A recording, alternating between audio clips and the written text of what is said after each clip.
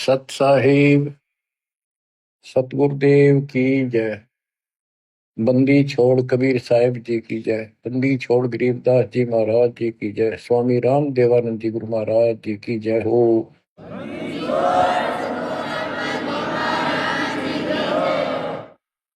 सर्व संतों की जय, सर्व भक्तों की जय, धर्मी पुरुषों की जय। श्री काशी धाम की जय, श्री सुडानी धाम की जय, श्री क्रोथा धाम की जय, श्री बरवाड़ा धाम की जय। सत साहिब परम पिता परमात्मा कबीर जी की असीम रजा से आपको मनुष्य जीवन की सफलता का राज प्राप्त हुआ। रहस्य, यथार्थ, अध्यात्म ज्ञान, सत्य भक्ति।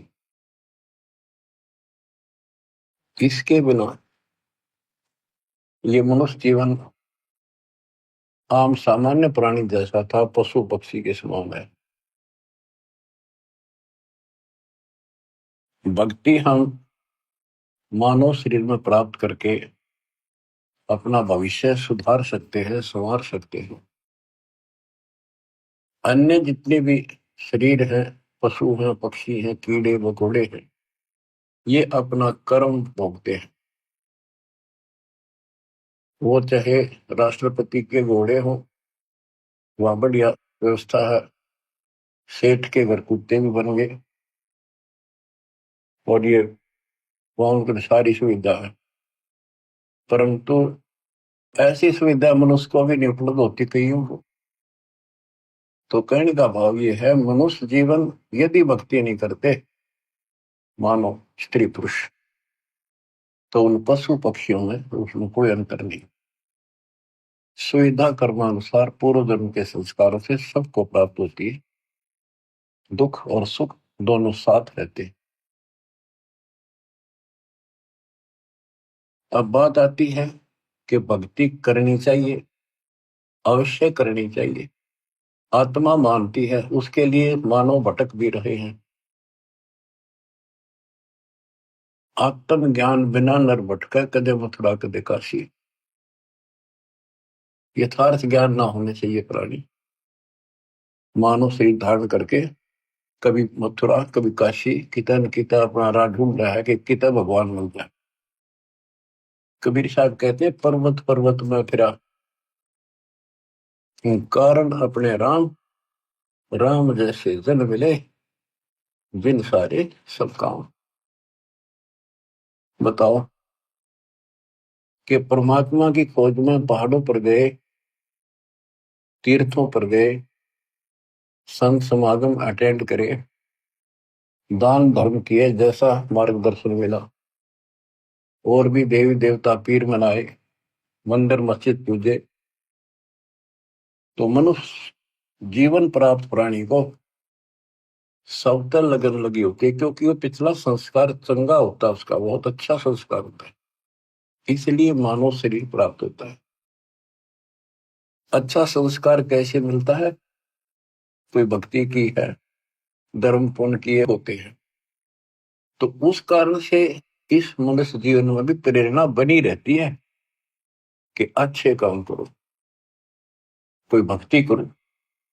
लेकिन जिनको हम अच्छे काम समझ कर कर रहे थे, धर्म कर्म भी करते थे और भक्ति भी करते थे, वो शास्त्र विरुद्ध होने से, वो एक आने की नहीं, एक नए पैसे की नहीं। क्योंकि हमारे जो स्पिरिचुअल हैं, हमारे जो आध्यात्मिक ग्रंथ हैं, ये भगवान के विषय का संविधान है।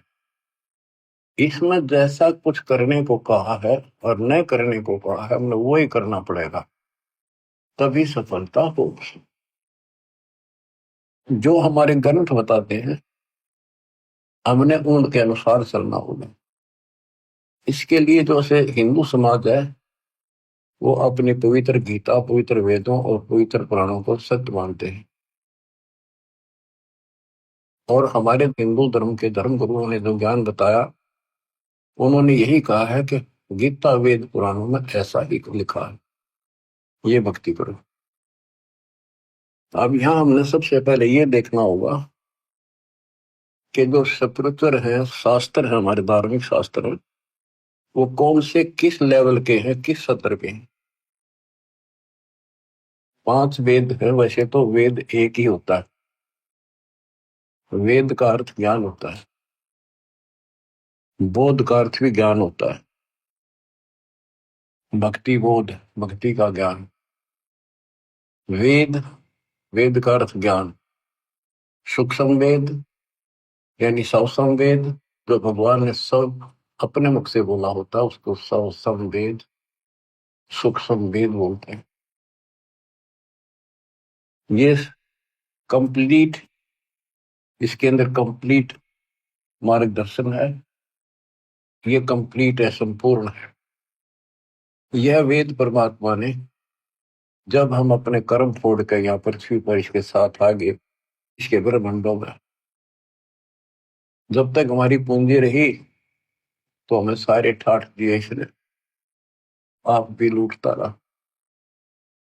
और जब हमारी पूंजी लय के वह खत्म होगी, हमें पटक दिया धरती पर, फिर कमाओ और फिर ऊपर आओ। आपको मैं बार बार बताता हूँ, ये कोई बच्चों की कहानी नहीं है, ये सच से परिपूर्ण है और आपने इसको सत्य मानना होगा। एक मूर्ख लड़की अपने घर से पैसे निकाल कर, 30-40 सोना अपने घर से निकाल कर उसकी शादी के लिए घर वाला ने तैयार कर रखा, और एक दुष्ट के साथ भाग दी। जब तक वो पैसा वो लेकर आई थी, वो खर्च नहीं हुआ इतने, तो वह सर पर रखी। फिर उसकी दुरुस्ती करके जा कमा और खा, दारू पीवे, मांस खावे, और वह मजदूरी करने लगी, वो उसकी ग्रेजुएटी कर रहा था। तो वो दशा आपकी है, आप मानव से मत मान, मानना पड़ेगा, क्योंकि आप भक्त हो गए। 100 की 100 सच्ची है। अब यहाँ मजदूरी बता रखी है, इतना करो, दान करो, यज्ञ करो, बस। नाम जपो तो उठ पटांग जपो, जो मोक्ष ना दे। और घने करो तो ओम जपो। फिर हरे कृष्ण राधे श्याम ये दूध भेज रखे, सारे नकली नाम बताएंगे। इसके आधार से स्वर्ग जाओ। स्वर्ग एक होटल है, वहां आपकी पूंजी ऑटोमेटिक ऑनलाइन जमा रहती है। आप जैसा वहां खाते पीते मौज करते, ऑनलाइन पैसे कटते रहते हैं। उस होटल का चार्ज अलग से होता है, और सुविधा जो आपको देते हैं, उनका चार्ज साथ होता है। जैसे वहां कोई खाने की चीजें लेते हैं, 10 रुपए की 20 में देते हैं होटल में। क्यों, हमारे आदमी जहाँ पैसे गणे होते हैं, उन्हें क्या लेना देना कितने गिरा को। तो ये दुर्गति आपकी यूं की हो रही है, आप विचार करो इन बातों पर। आप किस चीज पर सेट हुए बैठे हो, 1 मिनट में मृत्यु हो जाती है। बैठे बैठे राष्ट्रपति तक मर जाते हैं, एक्सीडेंट हो जाते हैं। पोलैंड देश का एक पूरा कैबिनेट, प्रधानमंत्री, सारे मंत्री, दूसरे देश, उसका मित्र देश था, उसमें कोई पूर्व प्रधानमंत्री की डेथ हो गई थी। उसकी मुंह कांड जाते, शोक व्यक्त करो। वो विमान न दुर्घटनाग्रस्त हो गया, एक्सीडेंट हो गया, हम सारे मर गए। और ताजे ताजे बने थे, 6 महीने पहले उनकी कैबिनेट बनी थी। और ऐसे गंदे लोग में माचे माचे फिरो तुम, आंख खोलो। इस सत्संग को सुन के भी आंखें नहीं खुलती, वो पत्थर प्राणी है, उसके भक्ति का अंश नहीं है, वो इंसान भी अच्छा नहीं। तड़प जानी चाहिए, तड़पला जानी चाहिए आत्मा को, किताब का मर गया वो किस पे फंस गया। यहाँ सुख नाम की चीज नहीं, रैम नहीं की धरती पर किसी के प्रति। किसी स्वर से धोता है तो वो राजी बोलेगा, स्वर से धोते मुंह फेर लेगा। हम इतने बिगड़ चुके, यहाँ पर हम देवता थे सतलोक में। अब दोबारा से आपको इतना प्यार किया जा रहा है। पहले तो पशु तो मानुष बनाए, बीड़ी शराब मांस तम्बाकू गटबड़ बकवाद करते फिरते थे, वो छुटी। फिर ज्ञान सुना के देवता बुलाए। अब इस भक्ति को ध्यान से सुनो, इस ज्ञान को ध्यान से सुनो। किसी तरह आत्मा का उबारा होगा, आत्मा में ज्ञान प्रवेश होगा, अपने आप ये सेट होती चली जाएगी। दास पहले पाली जाता था, पाड़िया जैसे व्यवहार हुए बकवाद। स्कूल में जान लग गया, 5-6 महीने तो वही चले, फिर धीरे धीरे सेट होना पड़ा। और पढ़ते पढ़ते पढ़ते पढ़ते और छोटी सी पोस्ट भी ग्रहण कर ली। तो इसी प्रकार अगर हम इस मार्ग पर नहीं आएंगे तो हम नो के नो रह जाएंगे। तो कहने का भाव ये है कि ये आपके एक स्कूल की पीरियड है, ये सुनते रहो। आजकल तो सारी सुविधा हो रही है, रिकॉर्डेड लेक्चर फिर भी सुन सकते हैं, पर सुने इसी लगन से जैसे अब सुन ले। भूल जाए आध घंटा जितनी देर सुने, सब क्या है ना, और ध्यान से सुने। तो प्रसंग चल रहा है कि हम यहाँ आकर फंस गए, तो इस काल ने हमारी दुर्गति कर दी कि इन्हें वापस नहीं जाने दो। इसको पता है कि हम उस परम पिता के अंश हैं, कबीर भगवान के। और माँ बाप को पता होता है उसका बेटा बेटी की तो दुख ही हो रहा हो, उसकी आत्मा तड़पती रहती है पार वैसे के नाम से। आपके लिए वो मालिक भटक रहा है, वो एज इट इज उस रूप में यहाँ नहीं आ सकता, क्योंकि वो नियम भंग होता है और ये घबरा जाएगा। और वो मर्यादा से बाहर की बातें है ना। तो अगर कहता बच्चा होते 1 मिनट में धर्मदास इन सारा ले जाओ, फिर इनके गाडू आई हुई ना थे वहां के टिके। अब इन दुखी हो लिए छक्के, कलयुग आ गया और आने वाले समय में और दुर्गति होगी। अब चौथा युग आ गया, ये भक्ति करके भी छक लिए। सतयुग त्रेता द्वापर में इनके पूर्व जन्म के संस्कार बहुत अच्छे होते हैं, इसलिए ये सोचते रहते हैं कि दो साधना हम कर रहे हैं, इसी से ये मौज माच रही है, इसी से सारे सुख होते आ रहे हैं। और जब कलयुग में जाएंगे, इतनी त्रुटि होगी इनकी, सारी साधना करके थक लेंगे, कुछ भी लाभ नहीं होगा, इनके संस्कार कमजोर पड़ जाएंगे। तब ये भगवान के लिए भटकना शुरू करेंगे और फिर मैं इनको कैच करूंगा। उदाहरण देता हूँ, सतयुग में राजा अम्बरीश थे, मालिक वहां भी मिले होंगे। वेद बताते हैं परमात्मा के लक्षण वो झूठ नहीं होते, सो के सो सकते हैं कि परमात्मा सबसे ऊपर के लोक में रहता है, वहां से गति करके चल के आता है। भक्ति मार्ग में जो लगे हैं उन अच्छी आत्माओं को आके मिलता है, वो यथार्थ भक्ति ज्ञान सुनाता है। और जो लगे नहीं है भक्ति पर, उनको भक्ति करने की प्रेरणा अपने मुख्य मुख से बोलकर वाणी द्वारा बताता है, उनको गुप्त भेद मंत्र बताता है, गुप्त मंत्र आविष्कार करता है, एक कवि की तरह आचरण करता है। अपने सूक्ष्म वेद ज्ञान को काव्यना, कविताओं से, दोहों के माध्यम से, चौपाइयों के माध्यम से, शब्दों के माध्यम से बोल बोल के सुनाता है, वो सूक्ष्म वेद होता है।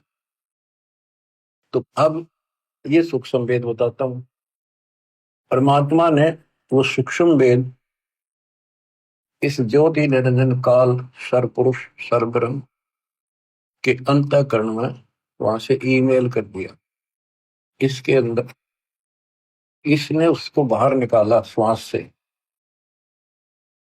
पढ़ा, इसने वो जानकारी ऊपर की कति खत्म कर दी जो हम समझ सकते थे, वो मंत्र भी नष्ट कर दिए, सारी जानकारी खत्म कर दी, अपने तक भक्ति रख ली, बाकी थोड़ा बहुत ज्ञान जो सांकेतिक ज्ञान में रह गया। तो जिस आधार से, जैसे ब्रह्मा जी सबसे पहले कमल के फूल पर बैठे थे, अपने पुत्र नारद के प्रश्न का उत्तर दिया, और नारद ने पूछा था कि पिताजी आप सत्य बताना कि सारी सृष्टि के रचनहार कौन है, किसने ब्रह्मांड बनाए, कौन ये पालन करता है वास्तव। ब्रह्मा जी कहता, बेटा नारद इसका क्या जवाब दूं, मैं जब होश में आया मैं कमल के फूल पर विराजमान था, कमल का फूल जलमय होता है, चारों तरफ आगाध जल था। मैं सोच रहा था मेरे को किसने उत्पन्न कर दिया, मेरा क्या उद्देश्य है। आकाशवाणी हुई तप करो, मन कमल के फूल पर बैठे बैठे 1000 वर्ष तप किया, फिर आकाशवाणी हुई सृष्टि को। उसके बाद लंबी कहानी है, फिर बताऊंगे। तो उसके बाद ये ब्रह्मा विष्णु महेश तीनों इकट्ठे कर दिए, देवी ने इनका ब्याह कर दिया, पास ऋषि रखो। सागर मंथन प्रथम किया था, वेद निकले 4, ब्रह्मा ने वेद पढ़े, उसमें से ओम मंत्र ले लिया। आकाशवाणी से जो हुआ था तप करो, वो तप, ये सोच लिया भगवान का आदेश है, तप करो। वेद भी भगवान गिवन है, गॉड गिवन है, भगवान के दिए हुए, भगवान परमात्मा तत्व है। इनमें ओम नाम, यजुर्वेद अध्याय 40 मंत्र 15, चारों वेदों में कहीं भी फिर दोबारा इसका रिपीट नहीं किया, एक जगह लिखा है और स्पष्ट कर दिया, ओम करतु समर्थ कलवे समर्थ करतुम समर्थ। ओम नाम का जाप काम करते करते सुमन करो, विशेष कसक के साथ सुमन करो, अपना मूल कर्तव्य समझ कर सुमन करो। अब दास आपको समझाना चाहता है कि ये हमारे दातम ग्रंथ है, शास्त्र है, ये कौन से किस सत्र के? इन चारों वेदों का सारांश श्रीमद् भगवत गीता है। और पुराण क्या है? ब्रह्मा जी ने जो ज्ञान प्राप्त हुआ, जैसा वेदों को समझा, तो उसके अनुसार अपनी संतान ब्राह्मण ऋषियों को बताया। तो ऋषियों ने ब्रह्मा से प्राप्त ज्ञान है, ये ऋषि ब्रह्मा जी की संतान है ब्राह्मण सारे। तो ब्रह्मा जी कहता कि मैं तो कमल के फूल पर बैठा था, मुझे नहीं पता मैं कहां से उत्पन्न हो गया। ये फिर जानी जान नहीं है, सर्वज्ञ भगवान नहीं है। इसने जो ज्ञान अनुभव किया, तो इसने अपनी कथा बताई, तो इस आधार से ऋषियों ने तप तो ब्रह्मा जी से प्राप्त कर लिया। ब्रह्मा जी ने बता, वेदों में केवल ओम नाम है, ओम नाम वेदों से ले लिया। तो इस आधार पर ब्रह्मा जी के वंशज ऋषियों ने तप किए, जबरदस्त तप किए, शरीर गाड़ दिए, परवाह नहीं की, मिट्टी चढ़ गई शरीरों पर, खाना पीना त्याग कर मल की चाह मल के कि भगवान मिले तो जीवन सफल, नहीं तो व्यर्थ है। तप किया, ओम नाम का जाप किया। ओम नाम के जाप से ब्रह्मलोक प्राप्त होता है। गीता अध्याय 8 श्लोक 13 में गीता बोलने वाला कहता है, मुझ ब्रह्म का ओम इति एक अक्षर ब्रह्म व्यवहारं माम अनुसमण यह परियाति तदंदेहम सयाति परमाम गति। ओम इति एक अक्षर, केवल एक ओम अक्षर है, ब्रह्म व्यवहारं माम अनुसमण, मुझ ब्रह्म का स्मरण करने का, माम ब्रह्म। और तो इसका अंतिम सांस तक स्मरण करता हुआ शरीर त्याग कर जाता है, वो ओम से मिलने वाली प्रभुति प्राप्त करता है।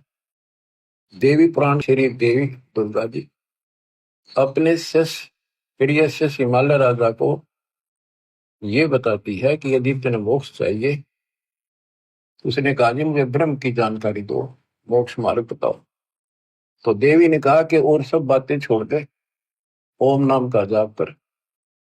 इस ओम नाम के जाप से तू ब्रह्मलोक में जाएगा, जहां पर वो ब्रह्म रहता है उसको प्राप्त कर लेगा, तेरा कल्याण हो। गीता अध्याय 8 श्लोक 13 में कहा है कि मुझ ब्रह्म का एक ओम मंत्र है। यजुर्वेद अध्याय 40 मंत्र 15 में कहा है कि ओम का नाम जाप करो। 8वें अध्याय के 16वें श्लोक में कहा कि ब्रह्मलोक में गए प्राणी भी वापस आते हैं। बच्चों, इसने जुल्म कर रखा, कभी रास्ता नहीं दे रखा था। खुद मालिक आए, अपने बच्चों को ऊपर ले जाके अपनी समर्थता अपनी शक्ति से परिचित करा, फिर वापस छोड़ा। 600 साल हो गए इस प्रोसेस में परमात्मा लगे हुए हैं, जिसमें 6 गवाह आपके सामने दास ने आई विटनेस बता दिए। जब जाके दास की भी तसल्ली हुई कि सचमुच कबीर ही को न कबीर न को भगवान मान दानक दुल्हा, सारी उम्र कपड़ा बनता बनता मर गया, रोटी भी ठीक से टाइम पर नहीं बनती थी, इसी को तो सक्षम कहते हैं। उसने जरूरत ही नहीं था, सब कुछ संकेत पे है उसके। 18 लाख बाबा जी आगे चेला समेत और सारी काशीनाथ जीव कितने आए, 3 दिन तक भोजन खवाए। वो एक कुटिया में बैठा था जब भी, घर में कुछ नहीं था। तो ये तो भगवान है, इसी का नाम तो परमात्मा है। सतगुरु जो चावे सो कर ही, 14 कोट दूर तो ही। बहुत बहुत जंतराश निवार है, चित्रगुप्त कागज पाठ। अब बच्चों को प्रश्न कर रहा है कि हम जो साधना करते हैं वो शास्त्र अनुसार होनी चाहिए। अब शास्त्र कौन से ठीक है? जो हमें मान्य हो भगवान की भक्ति के लिए। हिंदुओं के लिए वेद और गीता ये एथेंटिक शिवचर है, एथेंटिक धार्मिक ग्रंथ है, ये प्रमाणित है। और पुराण जो है ये ऋषियों का अपना अनुभव है, जैसा इन्होंने साधना की उससे जो उपलब्धि हुई। इन्होंने हठ योग किए, समाधि लगाई, समाधि के अंदर इनको किसी को तो इस काल ने ब्रह्मा के रूप में दर्शन दे दिए, किसी को विष्णु के रूप में, किसी को शिव जी के रूप में।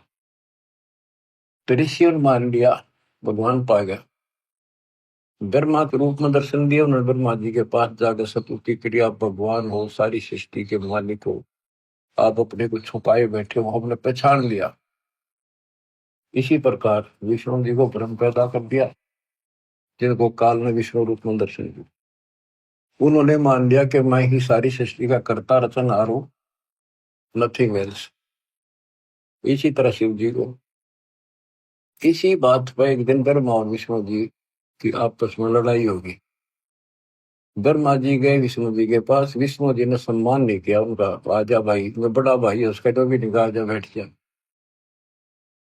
इनकी देखो बच्चों विचार करो, जिनको भगवान मानते थे इनमें शिष्टाचार की भी कितनी कमी थी। एक बड़ा भाई है विष्णु जी का, और ये बैठा था शेषनाग की सैया पर। लक्ष्मी जी इसके चरण दबारी थी, आसपास इसके प्रशंसक खड़े थे विष्णु जी के। ब्रह्मा जी आया तो इसने अपना अपमान मान लिया कि इसने खड़ा होकर मिलूं, हाथ मिलाऊं या सीने से लगाऊं या नो को आओ जी बैठो, कितना भी ठीक है इसने। ये फिर काम करो अच्छे भरे पड़े ही ना, भगवान मान्या करते। इस बात का दुख ब्रह्मा जी ने मान्या, अभी इसने सम्मान भी ना किया। न बोला वो अभिमानी, मैं तेरा बाप हूँ, सारी सृष्टि का रचने वाला हूँ, तो मेरे से पैदा हुआ और मेरा सम्मान नहीं करता, अपने बाप को देखकर भी तू अहंकार करता है, तू मेरा बेटा है और फिर भी सम्मान नहीं करता। उसमें बोला तू मेरा बेटा, मैं तेरा बाप, तो मेरा ना भी कम से हुआ था। तो उसके प्रशंसक खूब हंसे। तो सबने बताया था कमल के फूल हो तुम उत्पन्न हुआ, और विष्णु के नाभि से कमल निकला। इधर मारना विष्णु नापन भी रहा कमल कितना यार, कैसे नाभि में उग गया। ये तो सूखे चौधरी थे। तो इस बात पर ब्रह्मा बोला तेरी अकल ठिकाना करता हूँ अभी। विष्णु बोला आजा, चढ़ा ली बात दोनों ने और काट दिया शस्त्र, मरण मरण तैयार हो गए। कमाल की बात है। शिव पुराण में ऐसा लिखा, ऊपर से देवता आकाश तिरंग पर फूल बरसावे, शाबाश, मरो कट के, शाबाश, देखते हैं कौन ताकतवर है। लेकिन इनकी सब बच्चा का कहां तक नाश हो रहा है। देवता व हरणों का लड़ो, उन्हें बीच मारना चाहिए था। भगवानों आप ऐसे करोगे फिर मारा केरा होगा। भगवान मान के इन्हें दोनों लड़ पड़ी। बता, वो तो इनका बाप जो काल नरेंद्र ने सोची है मरेंगे कट के, तेरे खान पीने का सिस्टम बंद हो जाएगा। इनके बीच में एक सतम खड़ा कर दिया, बोतलों बोतलों आपास छूने लगा। ये दोनों डर गया, आश्चर्यचकित हुए। जब इसका और छोर ढूंढ चाल पड़े और लड़ाई मिट गई, फिर काल आके खड़ा हो गया शिव जी के रूप में, साथ में दुर्गा को पार्वती रूप बना के लिया। तब उनसे कहता कि बेटा तुमने अपने आप को भगवान मान लिया, ये तुम्हारी बहुत बड़ी गलती है। तुम भगवान नहीं हो, यू आर नॉट गॉड। तब उसने हाथ जोड़ लिया और सुनो, तुम्हारे तप के प्रतिफल में मैंने तुमको एक एक जॉब दी है, एक एक विभाग दिया है, रजगुण उत्पत्ति का ब्रह्मा को, स्थिति का विष्णु को। और इसी प्रकार शंकर को ये संहार तिरुभाव, और रुद्र को संहार। ये रुद्र और शंकर एक का है। देवता महाराज जब इसने तिरुभाव कहते हैं, आम आदमी महाराज जब इसको रुद्र कहते हैं, ये दो रूप बना लेता है। वैसे इसके 11 रुद्र हैं, 11 रूप बनाए थे इसमें। अब देखो, ये पुराण है, शिव पुराण के अंदर विद्वेश्वर संहिता के अंदर अध्याय है। इन पुराणों में लिखा है कि ये शिव रूप में आकर प्रकट हो गया। दो तो ये हो गए, फिर मार विष्णु पुत्रों, उनको पुत्रों कहा। और इसी प्रकार शंकर और रुद्र, वो 4 अलग हो गए, हरियो 5वां। वैसे तो चौथा ही है। तो ये भी ना समझ पाए कि जो इनका बाप है, और ये नौकरी इनका कोई माता पिता नहीं। और फिर इसने के जुल्म करा कि बताऊं तो सर्वभाव है, ना बताऊं ज्ञान अधूरा। ये शिव के मंदिरों में तो शिवलिंग रखे हैं, विभिन्न को आगे विस्तार ना करूं तो अच्छा है।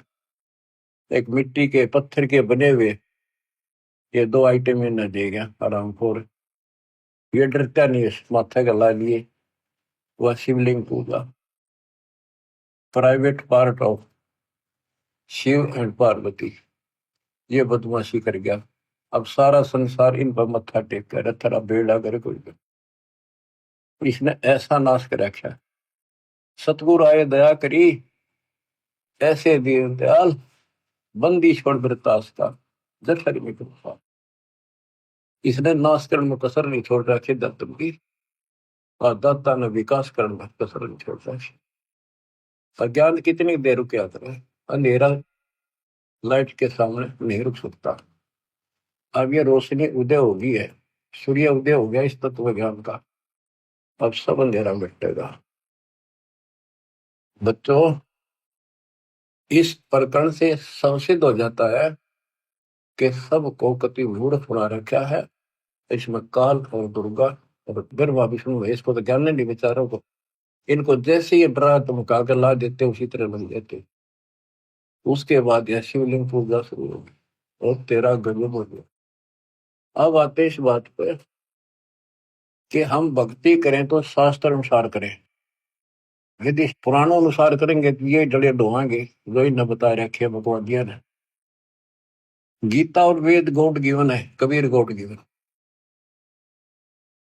तो इनके अंदर इनके अनुसार साधना करनी पड़ेगी, लेकिन इनमें इनकम्प्लीट नॉलेज भी है और वे ऑफ वर्शिप भी इनकम्प्लीट है। ज्ञान झूठ नहीं है वेद और गीता में, लेकिन संपूर्ण नहीं है।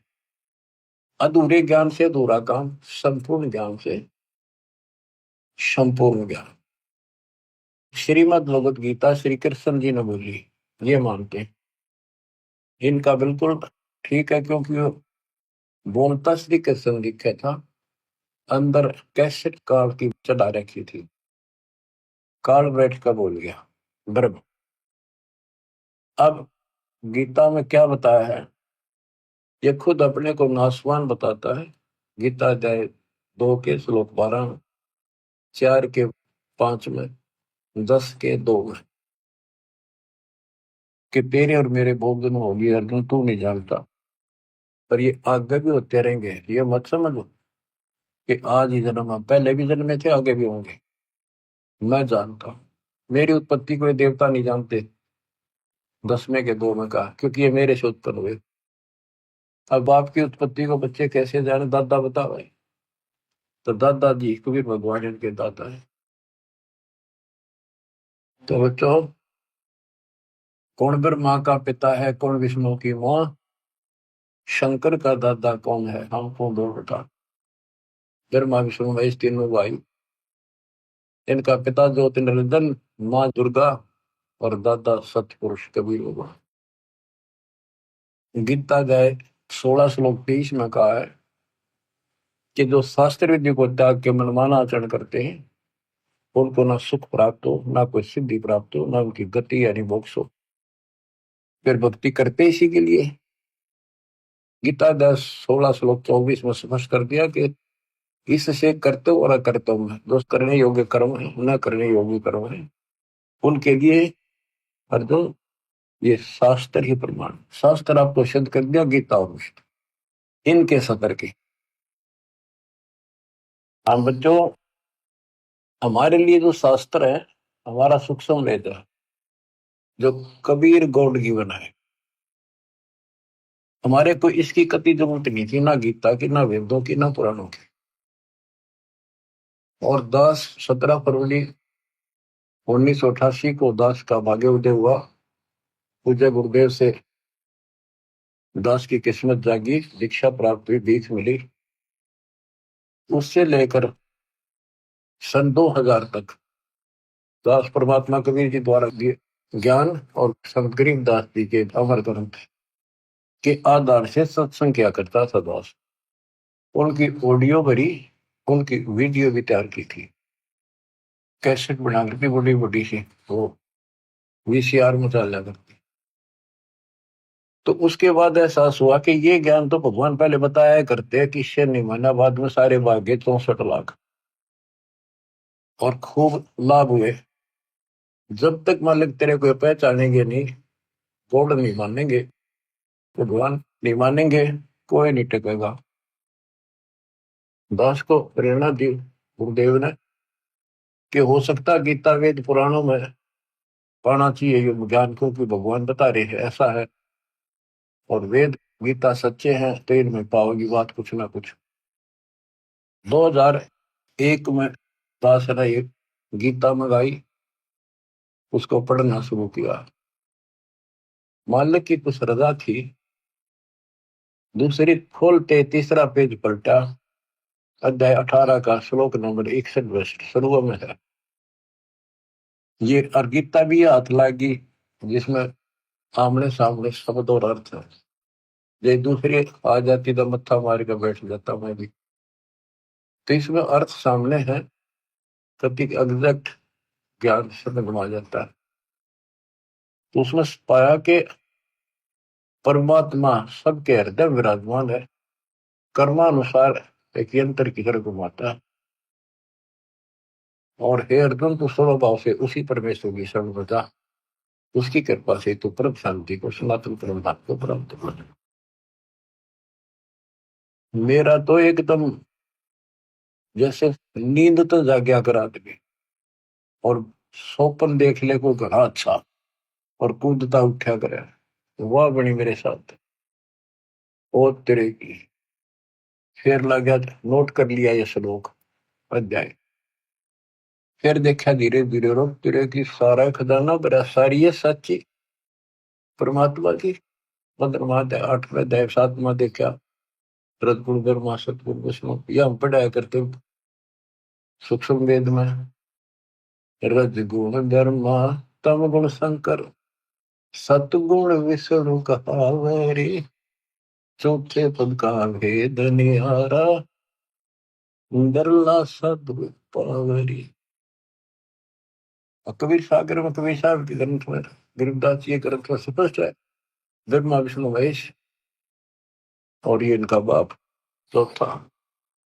इन चारों को भी छोड़ को 5वें में पहुंच जावे क्या कि विश्व हम पराव। तो गीता देखा दूसरे का 12वां श्लोक, चौथे का 5वां, 10वें का 2, और दूसरे का 17 के अविनाशी तो वो है जिसने कोई नहीं मार सकता, जिससे सारा संसार व्याप्त है। और तेरे की वो सतिथि आज मैं वर्णन नहीं कर सकता, मेरे हृदय में जो उमंग और खुशी उत्पन्न हुई थी। हे भगवान, जैसे खजाना पा जाए अगर कंगाल को, घना धन मिल जाए, घना थोड़ा नहीं, तो वो पागल सा हो जाए अगर किस न बताऊं, कैसे छुपाऊं, तक बताऊं, ऐसी स्थिति होगी। तो मालिक ने खजाना दास को ही दिया, छुपा रखा था। हो। तो बच्चों, उसके आधार से फिर गहरी नजर गीता तैयार करी दास ने। गीता के आधार से पुराणों को देखा, वेदों में देखा, सारे खजाना भरा पड़ा। ज्यों का त्यों सच्चाई, कबीर साहब कहते हैं, वेद कते झूठे नहीं भाई, झूठे है जो समझे ना। अब दास आपको जो बताना चाहता हूं उस पर आता हूँ कि हमारे जो ग्रंथ है, गीता अध्याय 7 श्लोक 12 से 15 में आपको बता रखा है, रघुकुल ब्रह्मा सतगुण विष्णु से जो कुछ हो रहा है, काल कहता है इसका निमित्त मैं हूं, मेरे कारण है उत्पत्ति, सतिथि और संहार। और जो केवल इन तीनों देवताओं तक सीमित है, ब्रह्मा विष्णु महेश तक, इनसे ऊपर कोई भक्ति नहीं करना चाहते, वो राक्षस स्वभाव को धारण किए नीच दूषित कर्म करने वाले लोग मेरी भक्ति नहीं करते। और फिर गीता अध्याय 7 के 20 से 23 में अन्य देवताओं के बारे में बता, ब्रह्मा विष्णु महेश के साथ साथ, कि इन देवताओं को कुछ शक्ति मैंने दे रखी है, लेकिन इन मूर्खों का, अल्प बुद्धि वालों का ये ज्ञान गलत है, ये अक्षणिक लाभ मिलता है, ये नाशवान है ये फल। अपनी भक्ति को भी बताता, 4 प्रकार के करते हैं, अर्थार्थी, आर्थ, जिज्ञासु और ज्ञानी। ज्ञानी श्रेष्ठ माने क्योंकि ये मोक्ष चाहते हैं, इन्होंने मुझे सुप्रीम मान लिया, मेरे आधार पर ओम नाम का जाप किया, वेदों तक सीमित रहे, ये भी मेरे वाली अनुपमा गतिम में आश्रिता है, इसमें आश्रित रहेगी। क्योंकि ऋषि मुनियों ने तप करे, ओम नाम का जाप करा, तब से राजा बन गए, ओम नाम से ब्रह्मलोक में गए, ब्रह्मलोक में जाकर फिर वापस आए, जन्म मरण बना रहा। फिर बताया कि खाक भक्ति हुई, जन्म मृत्यु मिटा नहीं, सतलोक गए, फिर वो वापस लौट के नहीं आए, ब्रह्मलोक में गए, फिर आकर मरे, क्या फायदा उस भक्ति का। अब जो प्रश्न चल रहा है कि 7वें अध्याय 18 में कहा है कि ज्ञानी आत्मा है तो उदार, पर मेरे वाली अनुत्तम गति में सचित है। 7वें के 19 में कहा है कि बहुनाम जन्मानाम अंते ज्ञानवान माम प्रपद्यते, बहुत बहुत के अंत के जन्म में कोई ज्ञानी आत्मा मेरी भक्ति करता है, ना तो दूसरी भक्तियों में जीवन नष्ट कर जाते हैं।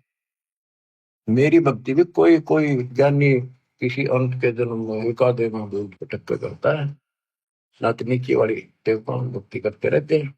वासुदेव सर्वमिति स महात्मा स्वरूप होता है, ये बताने वाला कि वो वासुदेव सारी सृष्टि का रचने वाला, सबके ऊपर जिसकी सत्ता, जिसकी साहिबी, जिसकी सत्ता, जिसकी हुकूमत सबके ऊपर है, वही पालन करता है, वही उत्पत्ति करता है, वही कर्मों की मार से बचा सकता है, पाप कर्म नष्ट करता है, वो आयु बढ़ा देता है, उसकी भक्ति से मोक्ष प्राप्त होता है, ये बताने वाला महात्मा शोध गीता अध्याय 4 श्लोक 32 में कहा कि वो परमात्मा सच्चिदानंद घन ब्रह्म, इन्होंने अर्थों के भी अनर्थ कर रखे हैं, अनुत्तम का अति उत्तम कर दिया, वर्ग का जाना होता है आना कर दिया, अनुत्तम का अर्थ अश्रेष्ठ होता है उसको सर्वश्रेष्ठ कर दिया। यहाँ गीता अध्याय 4 श्लोक 32 में ब्रह्मण मुखे शब्द है, उसका ब्रह्मण का अर्थ वेद कर दिया, यहाँ लिखना था सच्चिदानंद घन ब्रह्म। गीता अध्याय 17 श्लोक 23 में ब्रह्मण शब्द है, उसका अर्थ वहां इन्होंने ठीक रखा है, सच्चिदानंद घन ब्रह्म। ओम तत्सत यानी सच्चिदानंद घन ब्रह्म की उपासना का केवल त्रिविध समर्थ है, 3 प्रकार से शिवन है इसका, 3 मंत्र का। अब आता हूं मैं चौथे के 32 में, उसमें लिखा कि परमात्मा अपने मुख कमल से, सच्चिदानंद घन ब्रह्म अपने मुख कमल से वाणी जो बोलता है, उस वाणी में ऐसा ज्ञान है जिससे सारे कर्म समाप्त हो जाते हैं, जन्म मरण मिट जाता है, सदा सुखी हो जाता है। उस ज्ञान को चौथे अध्याय के 34 में तत्वदर्शी संतों से पूछो। दंडोत प्रणाम करो, दंडोत प्रणाम करने से, निष्कपट भाव से, सरलता पूर्वक, नम्रता पूर्वक प्रश्न करने से वो तत्वदर्शी संत जो तत्व ज्ञान का उपदेश करेंगे। उस परमात्मा तत्व का, कौन से का, 18वें अध्याय के 62 वाले का, उस परमात्मा उसका ज्ञान होता है। वो कौन है? 7वें अध्याय के 29वें श्लोक में गीता बोलने वाले ने कहा है कि जो केवल जरा वृद्धावस्था के कष्ट से, बच्चों वृद्धावस्था का जो दुख है ना, ये मृत्यु से भूंगा है, मौत तो एक बार हो जाए, और यो कम से कम 20 साल मरे। फिर एनमाटी, कभी आंख दुख है, कभी चार दुख है, कभी टांग दुख है, कभी शुगर बढ़ गई, कभी बीपी बढ़ गया, उठा जाना बैठा जाना, कब्जी होगी, गैस में को सुना नहीं, रोए बैठ के। तो कर्महीन इंसान तो भक्ति नहीं करते, भक्ति करने वालों पर यह असर नहीं होगा, लेकिन मर्यादित रहेंगे तो। भक्ति भी कबीर साहब की अरदास के माध्यम से, कि वो केवल जरा मरण से छूटने का, मृत्यु से दुख से बचने के लिए केवल प्रयत्नशील है और कुछ नहीं मांगते। वो तत्परम से, सारे दातों से और सारे कर्मों से परिचित है। आठवें के प्रथम अर्जुन ने प्रश्न किया, किम तत्परम, तीसरे में उत्तर दिया, आठवें के श्लोक में तीसरे में, वो परम अक्षर परम है।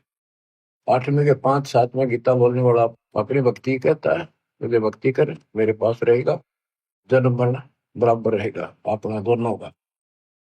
ये पहले अध्याय में सिद्ध कर दिया आपको।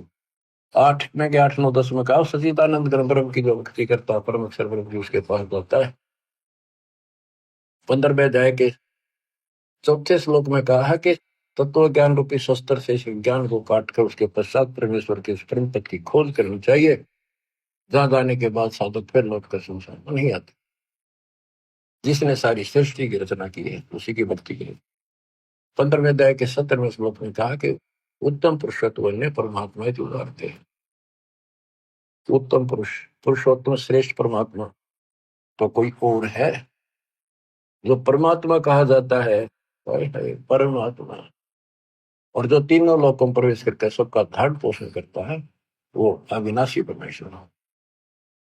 अब गीता यही समाप्त हो जाती है जब ये कहता है कि उस तत्व ज्ञान को किसी तत्वदर्शी शब्द से जाकर पूछो।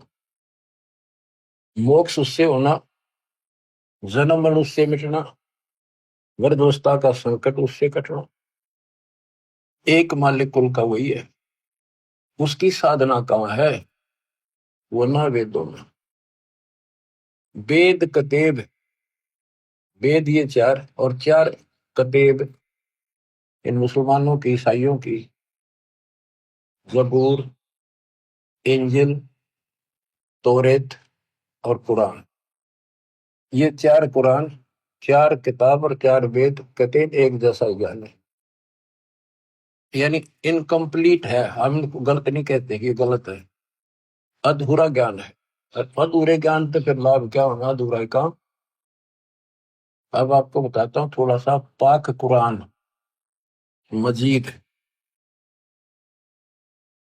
देखो इसमें क्या बताया है। एक चैप्टर है, उसका नाम है अश-सूरा और संख्या नंबर है 42, यानी सूरत अश-सूरा 42, आयत नंबर, श्लोक नंबर 1-2। आयत नंबर 1 पर प्रथम में लिखा है आ मीम।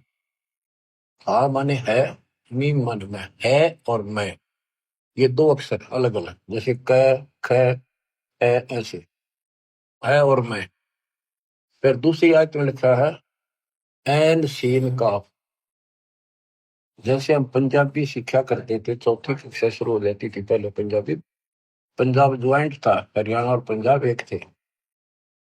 तो पंजाबी की हम जब वर्णमाला सीखा करते थे तो कहते थे कक्खा गग्गा दद्दा गग्गा, ईड़ा ऊड़ा सस्सा मम्मा, यानी कक्खा क, गग्गा ग, तथा तय, गद्दा द। तो कक्खा गग्गा, क ख ग, ऐसे सीखना पड़ता है। तो एन का अर्थ है ए, सीन का अर्थ है से, का अर्थ है क। ये वर्णमाला है अरबी की। एन ए, सीन से, का क, ए से क।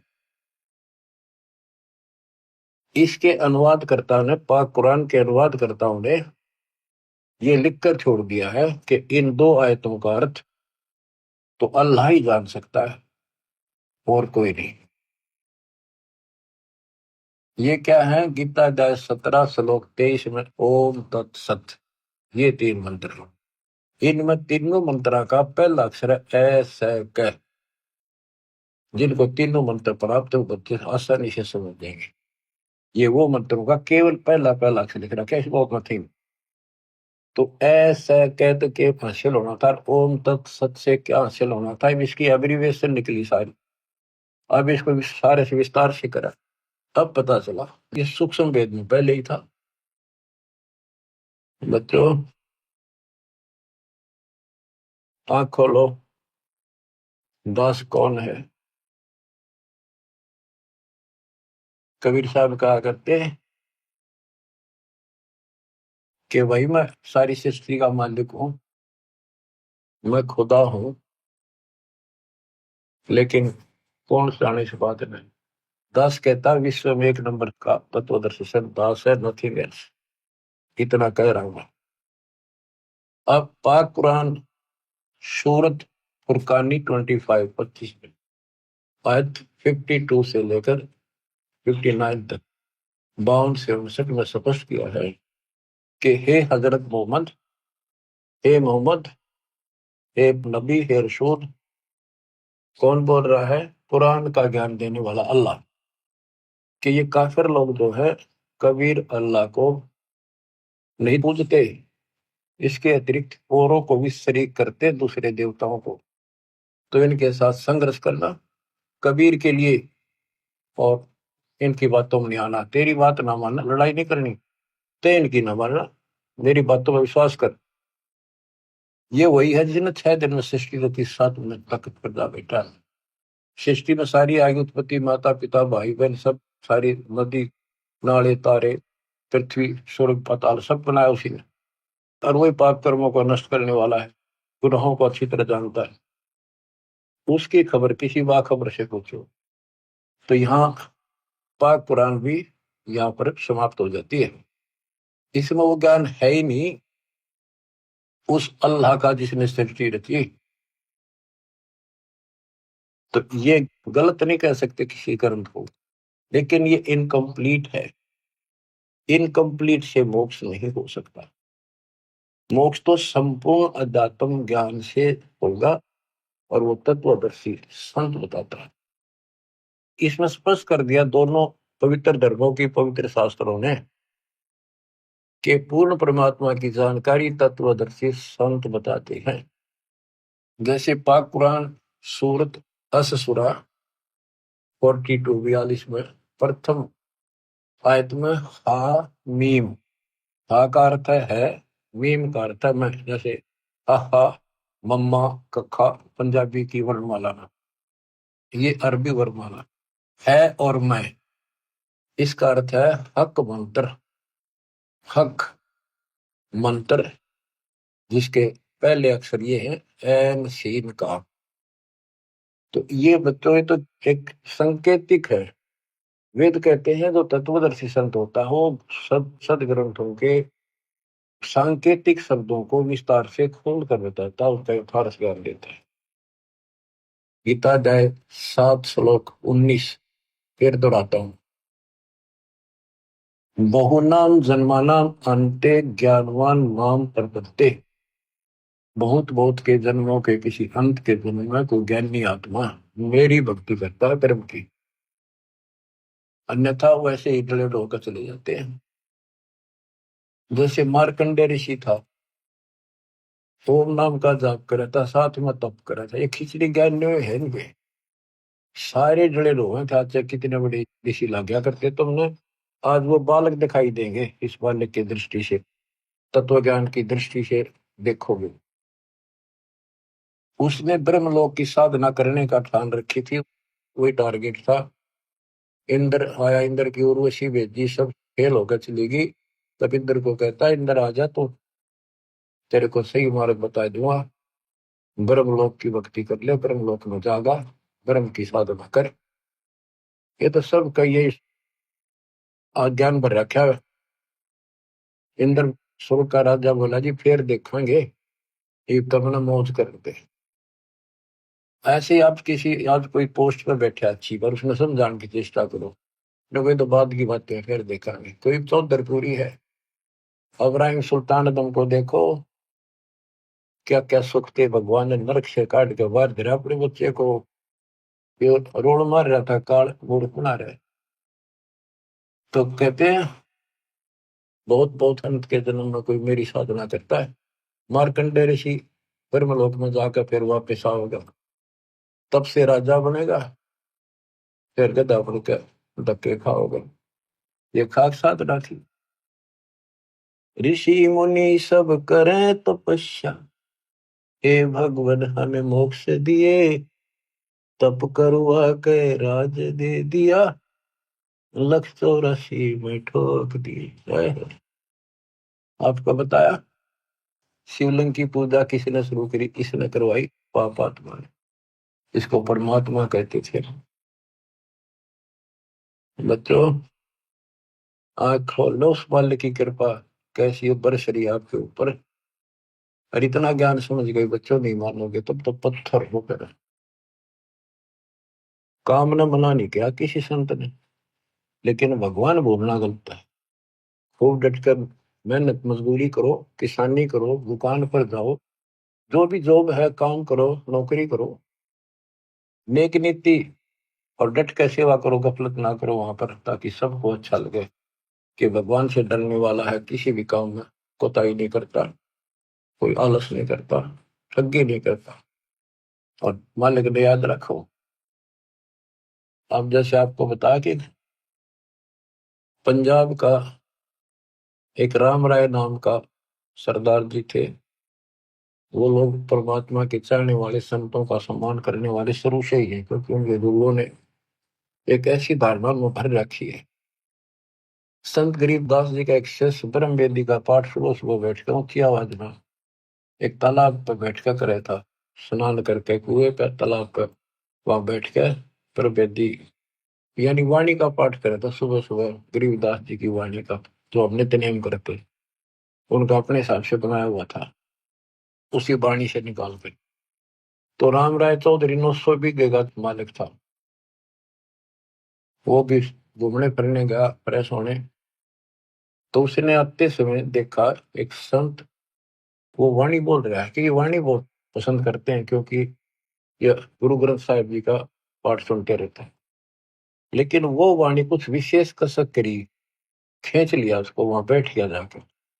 उसने जब अपना पाठ कर लिया तो उससे पूछा कि है महात्मा जी, है भगत जी, ये वाणी तो गुरु ग्रंथ साहिब में तो नहीं है, ये किस संत की वाणी है? तो उसने बताया मेरे गुरुदेव की है, संत गरीबदास जी महाराज, बड़े पहुंचे हुए संत है, विश्व में उनके बराबर संत नहीं आज के ऊपर। उसकी वाणी है, अच्छे लिख रखी थी। तो उसने पूरा पता नोट कर लिया संत गरीबदास जी का, गांव सुलानी जिला उस टाइम जो भी था, दिल्ली के पास, बहादुरगढ़ के पास, वहां पूछ लो। ऐसे ऐसे सारी डिटेल लेकर चल पड़ा। उन्होंने सोचा मिलना चाहिए संत से। क्या वो संत जीवित है? कहाँ जी जीवित है। वो चल पड़ा, पैदल चला करते थे, 3 दिन में पहुंचा। सुबह सुबह पता करा भी संत गरीबदास जी कहाँ पर है, मिलना है। उनका महल था, उनके नाना जी का बनाया हुआ, उसमें संकेत कर दिया कि वहां सामने है, उसमें चले गए। वहां कुछ भगत बैठे थे, 1-2 गांव का, कुछ बाहर के आ जाते थे, ज्ञान चर्चा सुना करते थे। गरीबदास जी सुबह सुबह एक बार घूमने जाते थे, किसान थे, 2,500 बीघा जमीन थी, अहंकार नहीं था, खेत में जाते थे, पशुओं का चारा काट के सर पर धरका ध्यान लेके आया करते, घूम भी आते थे। तो उन्होंने पूछा भी संत गरीबदास जी कहाँ है? राम राय ने पूछा, जो बकराल। वो बोले जी घूमने फिरने गए खेत में। कितनी देर में आएंगे? भाई ये तो संत की मर्जी है, मौज है, कब आवे कब ना आवे। आवे तो गए, हम भी इंतजार कर रहे हैं, पर उन्होंने बोला कितनी देर में आऊंगा पता नहीं। उसने सोचा इतनी दूर आ लिया, संत के दर्शन करके चैन लूंगा। वो चल पड़ा। उन्होंने बताया कि आगे जाइए, आगे अरहट है, उस रेट के पास एक जंडी का बहरा पेड़ है बड़ा, वहां पाओगे आपने। वहां कुएं पर स्नान भी करते हैं। तो वो जा रहा था गरीबदास जी, धोती कुर्ता हरियाणा की जो वेशभूषा होती थी, सिंपल मैन, सामान्य होता था यहाँ का वेशभूषा, इस तरह रहते थे वो, भाई आडम्बर संत नहीं करते। तो उस राम राय ने उस किसान से पूछ लिया, उसने किसान समझा, सिर पर पशुओं का चारा और रोटा धर रखा ज्वार का। उसने बोला भाई मैंने गरीबदास महाराज जी संत जी से मिलना है, तो बताया इधर घूमन आए हैं, कहाँ से है वो उनका खेत, कहाँ ठिकाना है उनका। गरीबदास जी बोले आ जाओ, उन्हें पहचान दिया वो संत जी अभी थे कि आ जाओ मेरे साथ, मैं मिलाऊंगा उनसे। वो वापस आए, वापस जा लिए वो गांव में, आ जा लेकर आ गए। वो भगत जो वहां खड़े थे उन्होंने बाज के, किसी ने बोटा लिया, किसी ने दंडवत प्रणाम किया, फिर पानी पिलाकर नहाऊंगा, पानी लाए स्नान कर दिया। उसने सोची, उन पूछा रहा महात्मा कौन सा है वो संत, तो वो भगत बोले ये तो है गरीबदास। वो सामने मुड्डे पे बैठ गया और बैठा बैठा ये मन में कल्पना कर रहा था, ये गुरु ये महाराज है, रख तेरा गजब हुई। उसने कल्पना कर रखी थी, उसका इमेजिन था कि बड़ी बड़ी जटा पाऊंगी, गल में माला मला होंगी और धूना दाना ला रखा होगा किधर, या डेरा होगा तो बहुत बढ़िया सुंदर कपड़े लाल पीले, यानी कोई आडंबर जरूर पाओगा। संत को ऐसा ही माना जाता है, उधर सारे ऐसे मानते थे। उसने देखा सिंपल किसान सामान्य आदमी, इसका 2,500 बीघे जमीन बताओ है, इसलिए लोग इसके चापलूसी करते हैं, ये गुरु यूं बना रहे हैं इसको, ये तो मेरे जैसा किसान है, तेरा गजब हो, ये खोदा पहाड़ निकली चुया इतनी दूर था, यू संत पाया। ये मन सोचा बैठा बैठा। गरीबदास जी स्नान करके तुरंत और धोती बांधा करते हैं हरियाणा में, और एक और उसका पल्ला सा धोती का एक बेल्ट सी बांधा कर, उसने अड़बंद बोलना, अड़बंद। उसको बांधने के लिए तैयार हुए था, हाथ पे उंगली का चोट लाग रही थी, लीला थी ज्यादा, पट्टी ही बांध रखी छोटी सी। तो राम राय से बोले भाई झुमक रहा, उसने अपना राम राय नाम बताया। परमात्मा बोले रहा झुमक रहा, ये इसका उर्फ नाम था। वो ऐसे चंचल माइंड का था, पूरा मतलब विश्वासी कम था, हर चीज में कोई ना कोई पूछा था, छी अटपट रखा करता, तुर्क वितर्क ज्यादा करता था, झुमकरा डगमग से ख्याल का था, इस तरह उसको झुमकरा भी कहते थे। और वहां बैठे बैठे भी वो कल्पना इसी कर रहा था, यो किसा गुरु ये क्या हुआ प्लान है। झुमकरा का जब मैं उसे समझ गया कि तो बताया भी को नहीं, फिर भी उसने कहा कि भाई मेरी एक धोती बांध दे, अल्लाह मेरा हाथ का चोट लग गई है। उसने उठ के और वह गांठ लाई, और धोती शरीर के मां के निकल गए, धोती और गांठ लग गई। तो उसने फिर खोला जल्दी, दूसरा फिर ऐसे किया, तीसरा फिर ऐसे करा, वो गांठ फिर शरीर के अंदर से निकला हुआ। तो गरीबदास जी बोले रहे झुमक रहा, मैं तो तेरे जैसा किसान हूं, या गांठ ना लगती क्या बात होगी। ऊपर देखा, विष्णु रूप धारण कर रखा, क्योंकि पुजारी विष्णु का था बेसिक, वो बने हुए थे सिख। लेकिन ये जैसे वहां पर 125 गांव गुजरा के वो सारे सरदार को वहां है, और वो रामकृष्ण के पुजारी हैं ज्यादा से ज्यादा, और गुरु ग्रंथ साहिब का भी सम्मान करते हैं, पाठ भी करवाते हैं। तो कहने का भाव है कि वहां पर वो पैरा में पड़ गया कि भगवान माफ करो, मैंने बहुत अच्छी गुंडी कह दी। फिर वो उसी रूप में आ गए, गरीबदास रूप में, और बैठ गए, फिर चर्चा शुरू हुई। सारा ज्ञान समझाने के बाद वो राम राय कहता है भगवान मैंने सारा घूम लिया, ये ज्ञान नहीं पाया। गरीबदास बोले पाओ भी को नहीं।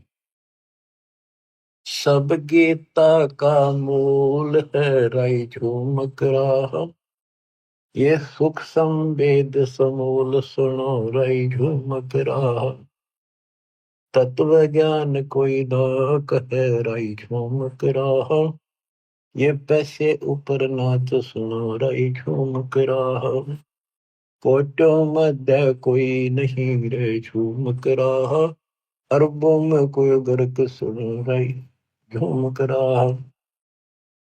बच्चों उनको पूरा ज्ञान बताया कि करोड़ों में नहीं पाओ तुझे इस ज्ञान को बताने वाला, अरबों में। उस समय संत गरीबदास जी थे, केवल संत गरीबदास जी थे पूरे विश्व में एक रिश्ते तो वेद ले जाने वाले। लेकिन वो डिस्क्लोज ठीक से नहीं करना था, उन्होंने लिखवा के सारा, आज ये आपके लिए खजाना आज खोलना था। अब कलयुग 5 बीत गया वर्ष जब। तो बच्चों आपकी किस्मत देखो, जन्म ऐसे समय में, ये बच्चों का काम नहीं, सामान्य बात नहीं है कि ऐसे संस्कार बनाना ही मालिक ने बनवाए। तेरा कितने युगों से आपको संवार संवार कर प्रेरित कर करके चार्ज करते ला रहे, और आज आज ऐसे समय पर आपको ऐसे समय पर जन्म दे दिया। करीब आने वाली संतान परमात्मा के बच्चे आपसे प्राप्त शरीर में तो बड़ी बुढ़ाई भगता होंगे। और बच्चों जिनके संतान नहीं है उन जैसा आज किस्मत वाला मैं नहीं मानता धरती में। तो समाज कुछ करो, क्योंकि अध्यात्म का जो पैमाना वो अलग है। उनने पिछले जन्म गणित सुंदर जी रखे हैं, कभी किसी का एक दाना भी नहीं खाया, ना रक्षा ना दिया, परमात्मा की बातों का कुछ असर किया, उनका लेन देन कति समाप्त कर दिया, करोसला रखा, इनका उन्हें सतभक्ति मिल गई, वो सीधे वहां जाएंगे। जब डटे रहे तो समाज की तरफ देखते हुए बकवादा बढ़ गए, किसी का गोद ले ला, फरान ले ला, यूं सर दौड़ कर लेंगे, वो संस्कार फिर खराब करेंगे अपने। अपने वाले सुख नहीं देते कलयुग में, गोद लिया तुमने किसके सिर में मालिश करेगा। तो मेरा राय है इस कर्म में बना लो, निकल जाओ गंदे लोग तक, निकला जाता होता है। मैं तो दे दी है बालम बरे नू, मैं तो दे दिए बालम बरे, संसारी दी गल्लां चिन्ह न बूझ शब्द जो गहरे, मुर्दों से ती प्रीत लगावे न जाने सतगुरु मेरे।